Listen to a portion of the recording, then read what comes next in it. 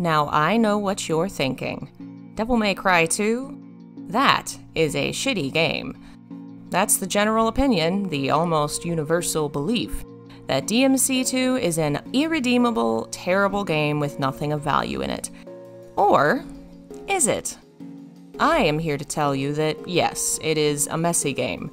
It is an unfinished game, and it is the weakest game in the Devil May Cry series. But it is actually a very good, very fun game, and certainly nowhere near the worst thing I've ever played. Listen, DMC2 is a mess for certain, but there's a lot of gold gleaming in the mire, and it's worth a second look.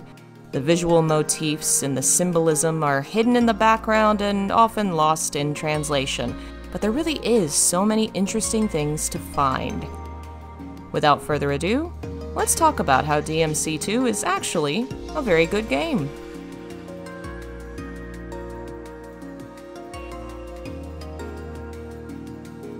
Okay, so there are plenty of complaints lobbed at DMC2. Combat is weak, which is not something I'm really equipped to discuss. The gameplay is fine. Of course, DMC2 is part of a series built on combat, so it is a shame that the combat's so weak. But there are other major factors of the series, and those just might be here. For one, the series is known for detailed, beautiful Gothic environments rich in history, art, and mythological references. That is in DMC2 in spades. Instead of exploring a great castle, the game is centered upon an island and its various environments, which inevitably become twisted by the dark underworld. These places are gorgeous and crammed with little details and artistic references. See this? This is a piece of Trajan's column, celebrating the victory of the Roman Emperor in his conquering of the neighboring province of Dacia. Emperor Trajan just happens to be related to the Divine Comedy, as one of the only two pagans who appear in heaven. The clock tower Dante starts the first mission on is probably inspired by this astronomical clock in Prague. There's even an image of the clock in the texture files. This intense-looking clock measures not only time, but the position of interstellar bodies. A rather apt first hint at the final level of the game involving the position of the sun itself.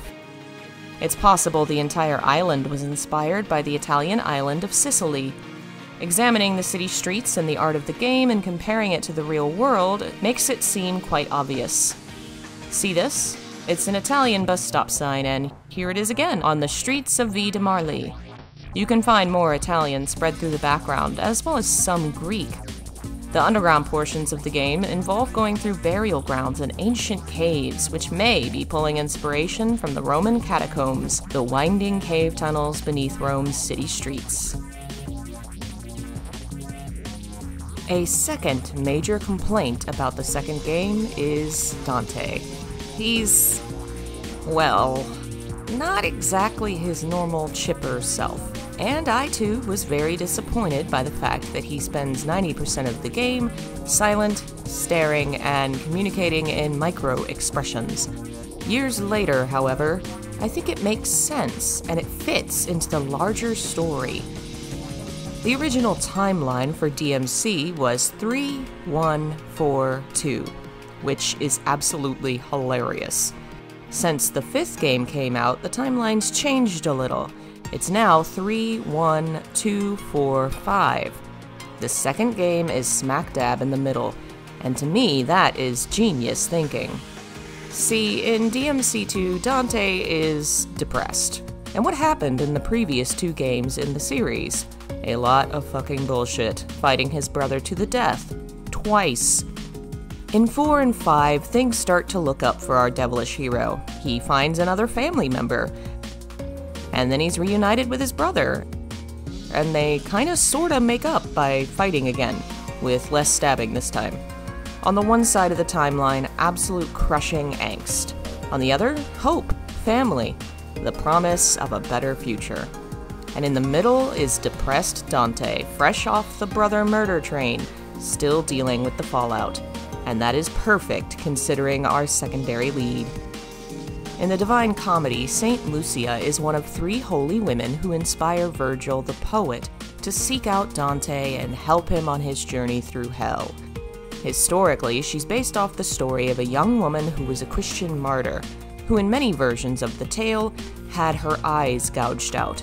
So obviously, she became the patron saint of those who have eye diseases or are blind. She also happens to be the patron saint of Sicily, by the way. Her feast day celebration is December 13th, the height of winter, often called the shortest day of the year, meaning that it has the least light of all. But Saint Lucia is the one who gets you through that long dark night of the year. Her name comes from the Latin luc, meaning light. In art, she's often seen carrying a dagger about the length of her arm, similar to the weapon Lucia uses in the game. In the Divine Comedy, she plays a minor role in the Purgatorio. While Dante is asleep, Lucia comes to carry him to the gates of Purgatory so that he may wake to see his hope ahead. While she carries him, he dreams he's being lifted by a giant eagle with golden wings, flying across the sky. In Paradiso, she appears in the final chapter of the entire work, as part of the Mystic Rose, a congregation fixed upon God. There, Lucia stands, and is described as having first urged someone to help Dante when he was blindly bent towards his own fall. The whole journey happened because of her.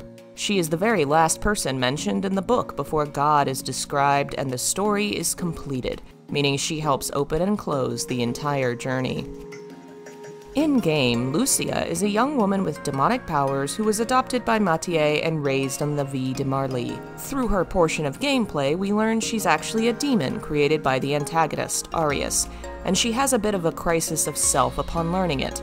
Honestly, her story has one of the best scenes in the game, a moment in which Mathieu insists Lucia is her family, because of the experiences they share, not the blood they don't. It's lovely. Lucia is heavily associated with angels. Her demon form has angel wings. She's covered in white feathers, and every time she gains a new power, she flares with white light. Her birth name is Chi, represented as the Greek letter X, which happens to be the letter associated with Jesus Christ, and it became part of his symbol, the Chi Rho, an early symbol of the Savior. She is the light in the darkness that gets you through, the angel who carries Dante to the gates of Purgatory. She is everything Dante needs in his darkest hour. She's there fighting with him when he had nothing left to fight for. Everything in the game associates her with everything Dante is not. Demon versus angel, male versus female, visually and thematically, they are opposites. This is a game all about opposing forces, and the union of those forces. The first key we find in the museum in the opening cutscene is a coin. On one side is a humanoid figure split between male and female, and the other side has the gender symbol for intersex people, those between male and female. The human figure is the rebus, an alchemical sign that represents the highest goal of alchemy, the creation of the great work. It comes from the Latin res bina, meaning dual or double matter, making two into one. The philosopher's stone, the elixir, the ability to become as a god. Alchemy has a long and complex history, but at its core, it's a journey to union, an understanding of the source of everything, which contains everything in it. That union is represented by the rebus. The rebus is created by the union of two other figures, symbolic representations of the divine male and female, the union of the sun and moon, the Red King and the White Queen.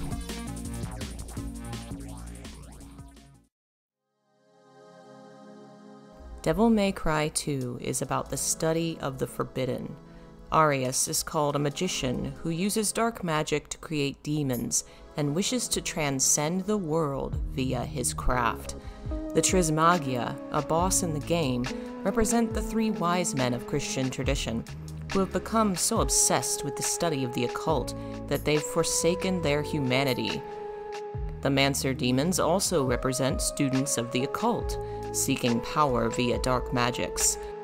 Nephostoris's name is a combination of the Latin for tower and a word that means against divine law. The game calls it a tower of sin, but a better translation might be the tower of those who go against God. Bulwark gets a nice tie to magic and the forbidden too. The name is another name for Odin, a god from Norse myth, who was said to have been a source of magic and forbidden knowledge for humankind. The Goat clan demons are based on Baphomet, a demon born mostly from magical circles and given a canonical design by the magician Eliphas Levi. More than just monsters pull on magical and occult tradition in the game. The magic circles that are found throughout the game contain countless alchemical symbols. The arcana are pulled from the tradition of tarot, the deck of cards used by many occult practitioners. The deck has two sections, the major and minor arcana, and the minor arcana are divided into 4 types, whose names can vary based on the deck and its country of origin. The Italian deck uses the cup, the sword, the baton, and the coin. The coin portrays the rebus and is lined with zodiac symbols on its edge. The knife represents an athame, a ceremonial dagger used in magical ceremonies. The cup pulls on the symbolism of the Holy Grail, the sacred object which held the blood of Christ, and the staff is tied into alchemy the most deeply. Tradition says alchemy descends from the teachings of Hermes Trismegistus and his Emerald Tablet. He shares his name with the god who inspired the story, Hermes, whose major object is a winged staff with 2 snakes. Hermes is himself the god associated with the divine intersex. The term hermaphrodite comes from his name. He was the father of Hermaphroditus, the first intersex person in Greek myth. That feature is a major reason for his inclusion into the myths of alchemy, despite his originally having been a god of travelers and messages, not magic. His staff is a major alchemical symbol, and along with the coin, it represents the ultimate goal of the journey of every alchemist, union with the divine. This union is Arius's goal, but his journey to divinity is tainted by evil. 2 major themes are tied into this evil journey in DMC2, the search for deeper, darker knowledge, portrayed in the twisted magicians and alchemy symbols strewn through the game, and the second is the ascension to power that comes with corrupt business, which we see in Arius's company, Ouroboros, which itself is named for an alchemical symbol. Half the levels of the game have mechanical aspects to them and involve exploring plane hangars and battling on helicopter pads. You fight demonic tanks and helicopters and even a giant building. Evil is tied to power, and that power is both magical, in the sense of alchemy, and commercial, the power that comes from capitalism. The man at the heart of both narratives is Arius, who is named for one of Christianity's most famous heretics. Centuries ago, an argument began among members of the church as to the nature of Jesus. Was he the same as his father? Arius argued otherwise. He believed that if the Father begat the Son, there must have been a time the Son did not exist, meaning Jesus was not the same as his godly Father. This upset basically every Christian and was a major factor behind the First Council of Nicaea, which is where our dear heretical Arius was punched in the face by St. Nicholas. Yes, that St. Nicholas. In the aftermath, Arius was named a heretic and his works destroyed, and to this day we only read what he wrote in secondary accounts.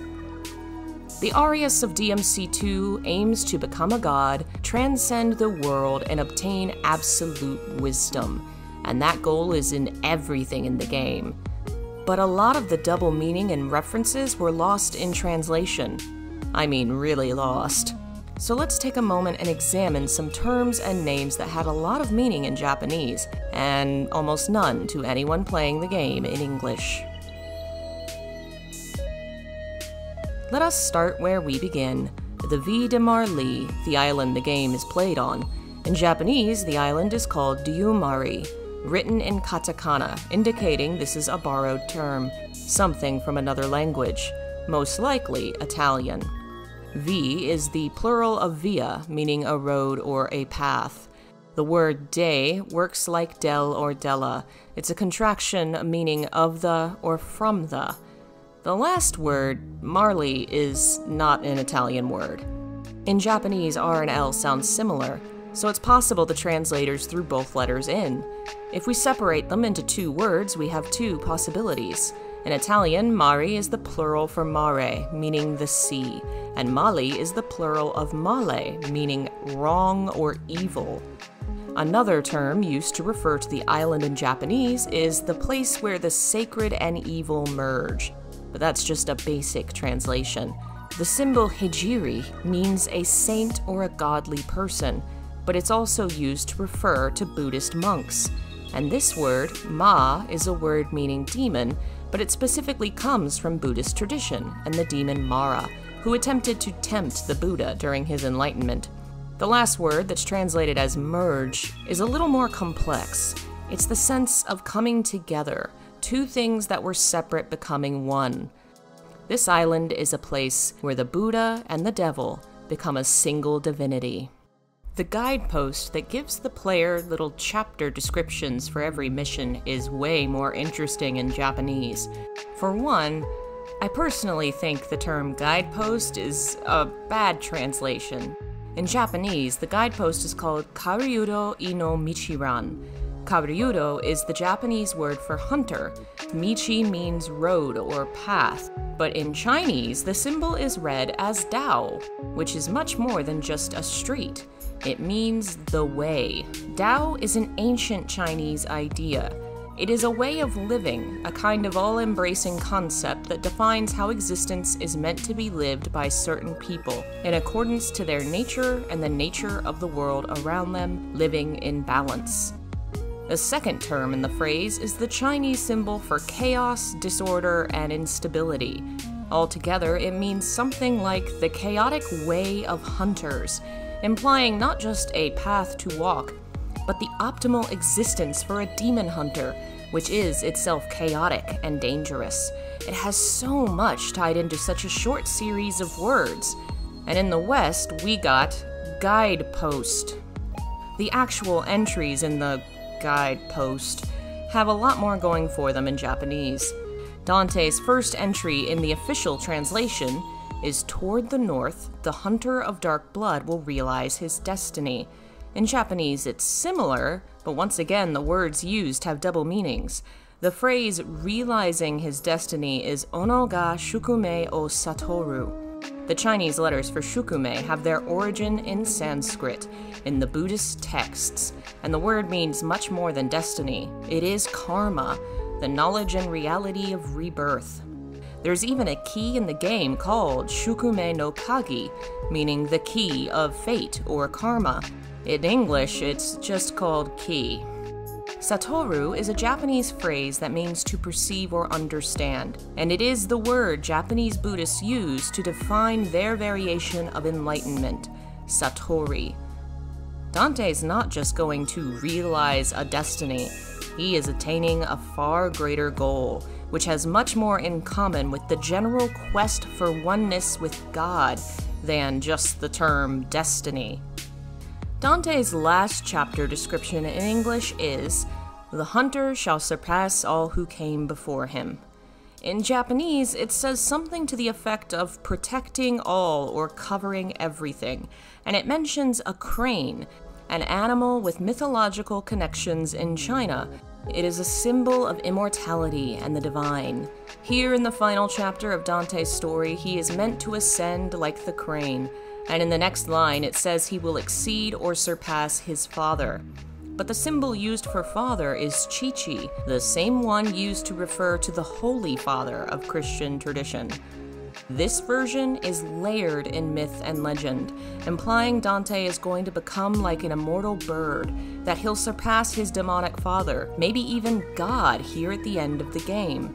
We started with him on the journey to his enlightenment, and now he's surpassing God, a goal which matches with many Buddhist schools of thought.